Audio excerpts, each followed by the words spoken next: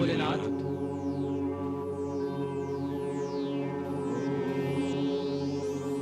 कल्याणमस्तु।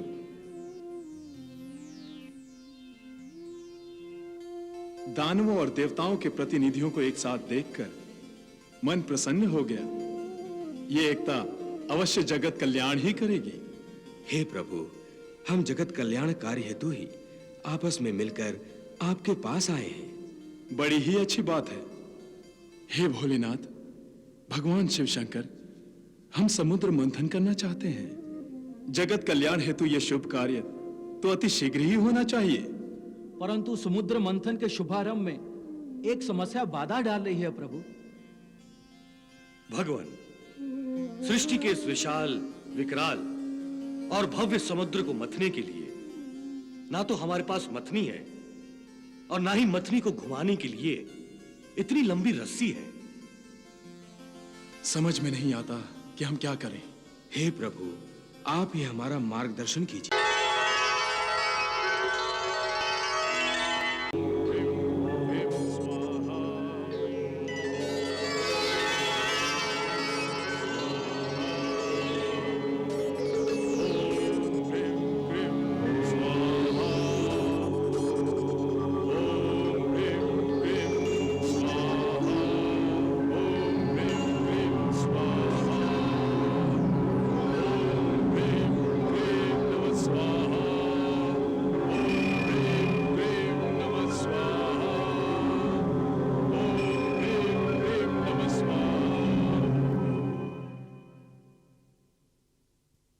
आइए।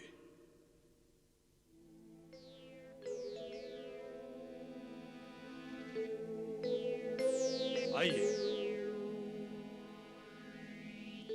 प्रणाम गुरुदेव। आयुष्मान भव। प्रणाम गुरुदेव। प्रणाम। प्रणाम गुरु बृहस्पति। प्रणाम भार्गव। आइए विराजिए। आइए आइए विराजिए। ये आप क्या कर रहे हैं भार्गव? विराजिए। आपके प्रति मेरे मन में जो आदर है बस वही व्यक्त कर रहा हूं। देवेंद्र, आप भी विराजिए।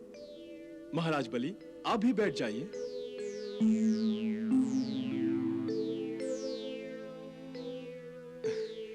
आज स्वर्ग पाताल पर उतर आया है। आपके आगमन से असुर लोग धन्य हो गया है गुरु श्रेष्ठ। असुर लोग तो उसी क्षण धन्य हो गया था भार्गव, जिस क्षण आपने असुरों का गुरुपद स्वीकार किया था।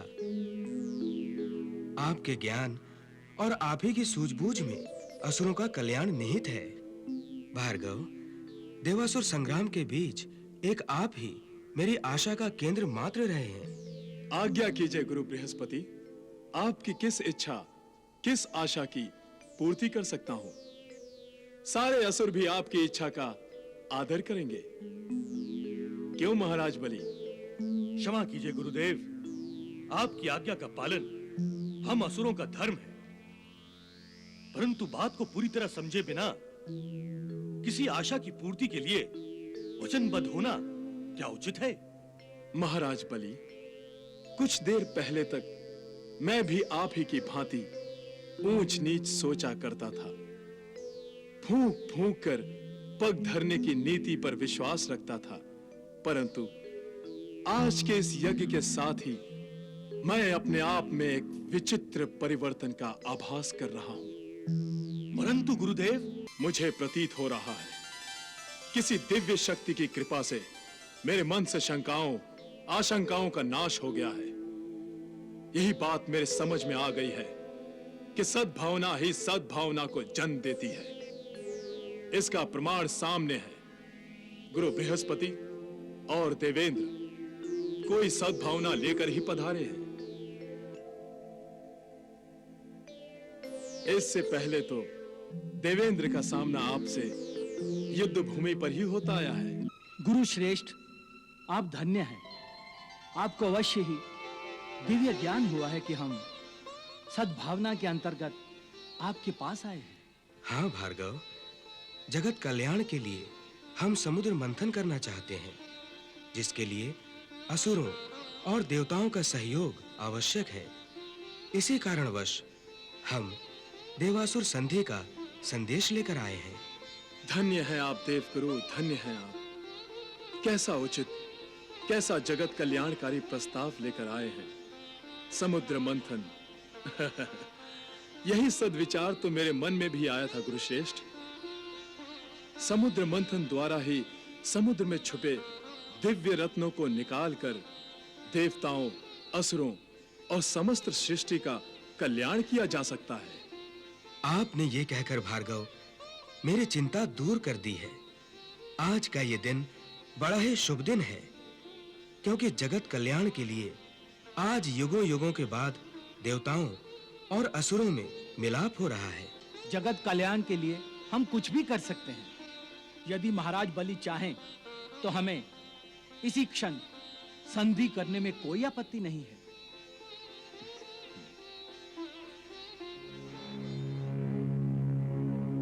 महाराज बलि, आपके संकोच को मैं समझ रहा हूं। मुझ पर विश्वास रखिए, मेरे होते हुए असुरों के साथ अन्याय नहीं होगा। हे असुरराज, संधि के शुभ कार्य के लिए आपको मेरी आज्ञा की आवश्यकता नहीं है। आपको मेरी आज्ञा बिना ही देवेंद्र से संधि कर लेनी चाहिए।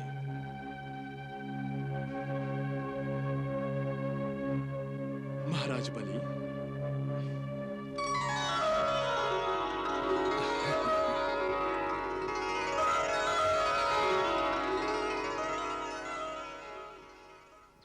जब देवता और असुर दोनों इस बात को मान गए कि दोनों मिलकर समुद्र मंथन करेंगे, तब बलि के दरबार में इस बात पर झगड़ा शुरू हो गया कि समुद्र मंथन से जो रत्न और दूसरी संपदा निकलेगी, उसका बंटवारा कैसे होगा।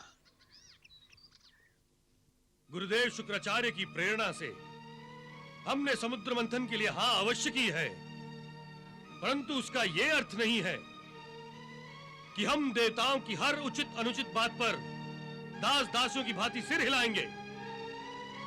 और देवेंद्र, आप इस भ्रम में भी मत रहिए कि समुद्र मंथन के समय आप हमसे छल कपट कर पाएंगे। समुद्र मंथन सहयोग का कार्य है, मिलजुल कर करना पड़ता है। इसमें छल कपट का क्या काम? छल कपट से केवल युद्ध ही किए जाते हैं, जिसका हम दोनों त्याग कर चुके हैं। देवगुरु, हम युद्ध का त्याग अवश्य कर चुके हैं, परंतु हम असुर ने अपने हित का त्याग नहीं किया है। महाराज बलि, असुरों के हित की सुरक्षा और संरक्षण का दायित्व मेरे सिर है, इसलिए आपको चिंता नहीं करनी चाहिए। देवताओं का कोई भरोसा नहीं है गुरुदेव। समुद्र मंथन से निकलने वाली दिव्य संपदा को देखकर इनका मन ललचा गया तो इसलिए इसी समय यह तय कर लीजिए कि संपदा का बंटवारा कैसे होगा। महाराज बलि, आपको चिंता करने की कोई आवश्यकता नहीं है। समुद्र मंथन से जो भी रत्न निकलेंगे, उन्हें एक एक करके आपस में बांट लिया जाएगा। आधी संपदा हमारी और आधी देवताओं की। ये ठीक है। इस प्रकार हर रत्न पर झगड़ने की कोई संभावना नहीं होगी। परंतु समुद्र मंथन में सबसे पहले जो कुछ भी निकलेगा, उस पर अधिकार हमारा होगा। पहले आप ही का अधिकार क्यों, हमारा क्यों नहीं? हमारा अधिकार अधिक है, क्योंकि हम देवताओं से अधिक बलवान हैं और हमने देवताओं को पराजित किया है। विजेता का अधिकार अधिक ही होना चाहिए। ये तो छल है, अन्याय है। हे देवेंद्र, हम यहाँ सहयोग करने के लिए आए हैं, झगड़ने के लिए नहीं। फिर छोटी-छोटी बातों पर झगड़ा किस लिए? ये तो असुरों और देवताओं के भाग्य की बात है कि किसको क्या मिलेगा। समुद्र मंथन द्वारा जो कुछ भी पहले निकलेगा, वो असुरों को ही दिया जाएगा। कदाचित पहला रत्न उन्हीं के भाग्य में हो। ठीक है देवगुरु, ये तो निश्चित हो चुका। अब समस्या ये है कि समुद्र मंथन के लिए मथनी का काम किससे लिया जाए, और इस महाकाय मथनी के लिए रस्सी कहां से आएगी? ये तो बड़ी गंभीर समस्या है। सोचना होगा कि क्या किया जाए। गुरुदेव, इस समस्या के हल के लिए बल नहीं, बुद्धि की आवश्यकता है, इसलिए आप ही बताएं कि क्या किया जाए। समुद्र मंथन में जगत का कल्याण भी निहित है और जगत कल्याण का काम आदि शक्ति भगवती माता ही करती हैं। इसलिए हमें उन्हीं से चलकर इस समस्या का समाधान मांगना चाहिए। नहीं देवगुरु, हम आपकी आदि माता भगवती को नहीं मानते, तो फिर उनके शरण में क्यों जाएं? तो फिर हम तो केवल भोलेनाथ शिव शंकर को ही अपना भगवान मानते हैं। तो फिर उन्हीं से चलकर पूछते हैं। भोलेनाथ तो सबके भगवान हैं। उनसे पूछने में और उनकी आज्ञा का पालन करने में हमें खुशी होगी।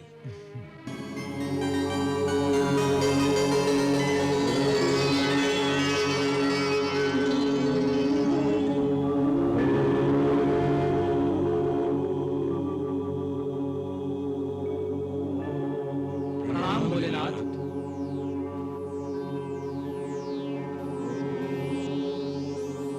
कल्याणमस्तु।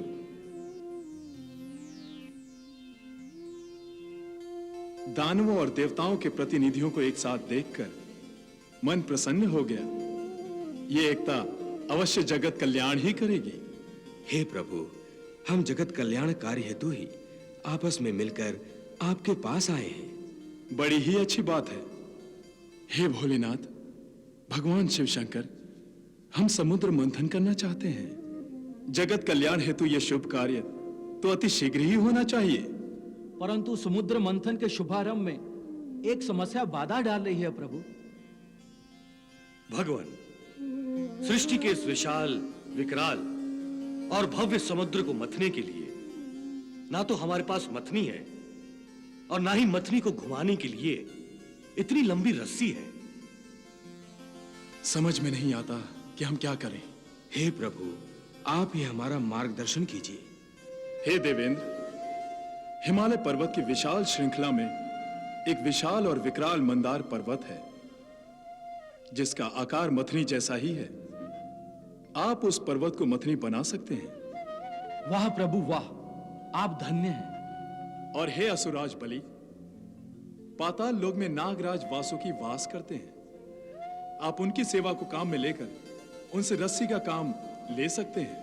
हे प्रभु, आपका इतना संकेत ही बहुत है।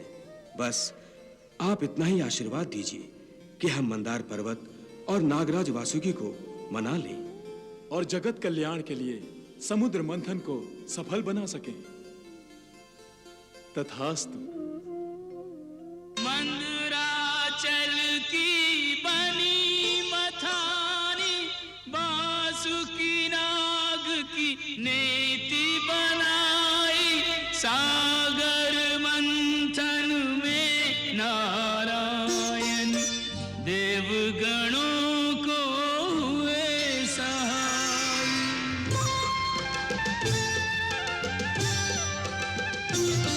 प्रारंभ हुआ सागर मंथन, सागर मंथन। प्रारंभ हुआ सागर मंथन, सागर मंथन।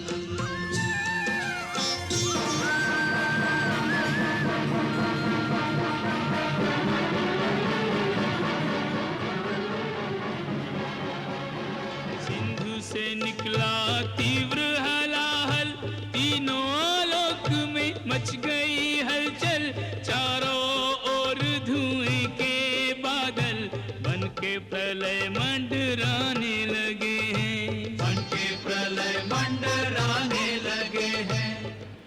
हे दैत्यराज, संधि के अनुसार समुद्र से निकली पहली वस्तु आपकी है। ये आपकी है। इसे जितना ले जा सकते हैं ले जाइए। इसे हाथ मत लगाना बलि। ये कालकूट विष है। इसकी गर्मी से सारी सृष्टि जल जाएगी। तो इसे रोकिए गुरुदेव। हे भोलेनाथ, हे महादेव, हे शूलपाणी, इस विष से त्रिलोक की रक्षा कीजिए प्रभु। रक्षा कीजिए प्रभु। महादेव रक्षा कीजिए महादेव। हे शूलपाणी, हमारी रक्षा कीजिए, हमारी रक्षा कीजिए प्रभु।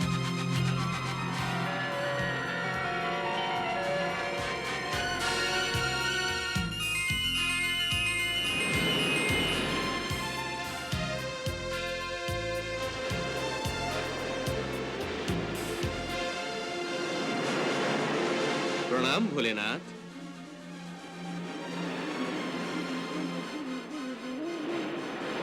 आप देख रहे हैं प्रभु, पूरा वातावरण विष से भर गया है। हमारे लिए अब श्वास लेना भी कठिन हो रहा है। समुद्र मंथन ऐसी दशा में संभव नहीं है महादेव। इस हलाहल का निवारण केवल आप ही कर सकते हैं। हे देवेंद्र, आप चिंता से मुक्त हो जाइए। जय शंकर भोले भंडारी, परम कृपाल जगत हितकारी। तीव्र हलाहल पीकर भगवन, तुमने सर्वापदा निवारी। तुम जैसा कोई और नहीं है भय भंजन दुखहारा। जय गिरिजापति जय शिव शंकर, तुमको नमन हमारा। जय नीलकंठ देवादिदेव कल्याण करन, शतकोटि नमन शतकोटि नमन शतकोटि नमन।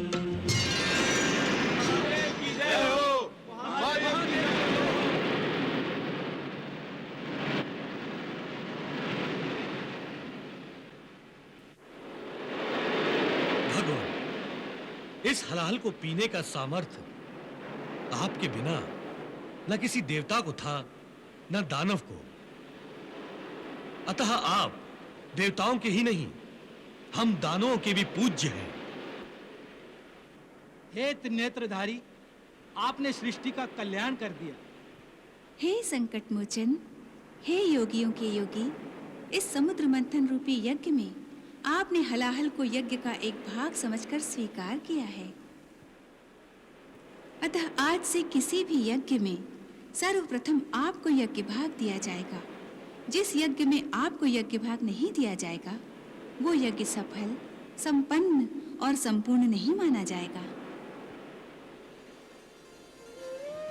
हे देवाधिदेव, हलाहल पीने के कारण आपका कंठ नीला हो गया है। इस नीले कंठ के कारण आप सदा नीलकंठ के नाम से पूजे जाएंगे।